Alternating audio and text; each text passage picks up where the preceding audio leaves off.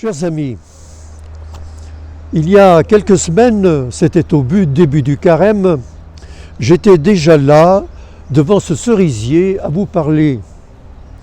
Le printemps était alors précoce, et puis ensuite sont survenus, vous le savez bien, le froid et même la neige. Et pourtant, notre cerisier a persisté.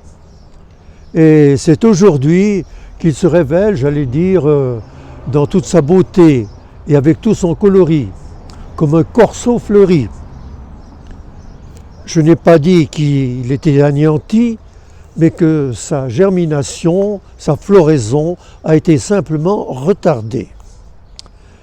Je voudrais que cette parabole puisse servir aux très très nombreuses personnes auxquelles je pense ce matin, aux hommes, aux femmes et aux enfants qui ont dû quitter leur pays, bien sûr, sous le coup des bombes et des missiles.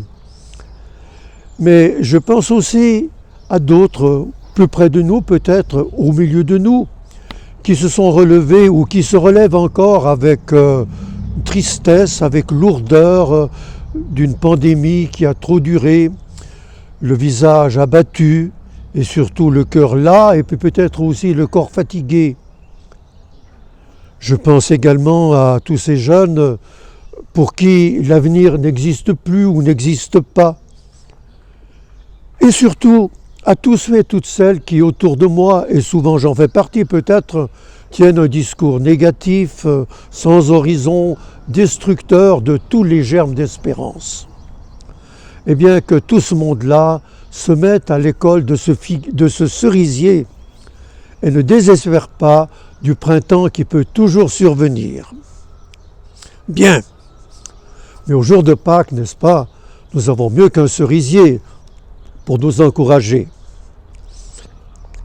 Dans notre vieux livre, qui s'appelle Le Livre, ou la Bible, j'ai lu ces jours ce fameux récit que vous connaissez bien, ces deux compagnons qui rentraient chez eux au soir de la première Pâques, le visage triste, l'esprit abattu.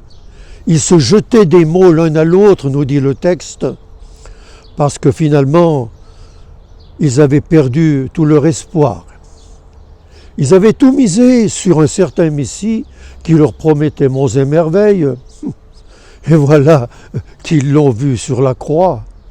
Alors, il n'y avait plus qu'à raser les murs, à se cacher et à rentrer chez eux. Mais au cours du chemin, bien sûr, il y a eu cet étranger qui parcourait le même chemin qu'avec eux. Bon, il s'est enquis de leurs problèmes, ils lui ont dit. Et puis, il leur a fait une leçon de catéchisme qu'ils ont écouté poliment, d'une certaine oreille, comme on écoute les sermons du dimanche, n'est-ce pas, l'esprit préoccupé ailleurs. Oui, mais l'illumination s'est faite au bout du chemin, plus tard, lorsqu'ils sont trouvés les trois dans une auberge, autour de la table, et que ce voyageur anonyme a pris le pain, l'a béni, l'a rompu et le leur a donné. Alors leurs yeux s'ouvrirent, nous dit notre texte. Leurs yeux s'ouvrirent, c'était Jésus. Mais la vision ne dure pas. Mais la foi demeure et la conviction aussi. Cela suffit pour les faire partir de la table, sans rien manger du tout, de courir vers les autres disciples qu'ils avaient laissés à Jérusalem et de leur dire « C'est vrai, Jésus est ressuscité, nous l'avons vu, la preuve, c'est qu'il a partagé le pain. » Qu'il a partagé le pain. C'était le signe de reconnaissance de Jésus. Il l'a fait plusieurs fois au cours de sa vie terrestre, nous le savons bien. Ce partage du pain, qui signifie aussi, et ça c'est beaucoup plus profond, le partage de sa propre vie, d'une vie donnée pour le salut du monde. Une vie donnée pour le salut du monde. Et ceux qui ont bénéficié de ce partage peuvent encore le réaliser aujourd'hui dans la mouvance de ce Jésus qui s'est donné pour eux. C'est pour cela qu'aujourd'hui, comme ces jours de Pâques, il y a beaucoup de petits miracles qui se réalisent autour de nous. Ces petits miracles, parfois très insignifiants, qui signifient que quelqu'un ou quelqu'une s'est donné complètement, en s'oubliant lui-même, pour le salut des autres, pour la guérison des autres. Je pourrais vous donner des tas d'exemples, mais vous les connaissez mieux que moi. Je me limite simplement à une petite découverte que j'ai faite ces jours derniers. C'est ce petit livre. Ce petit livre, figurez-vous, écrit par Véronique. Véronique a grandi non loin de ce cerisier, et je la connais bien. Elle travaille actuellement comme aumônière dans un EMS de notre région. Elle vient de rassembler dans ce livre des témoignages émouvants de résurrection.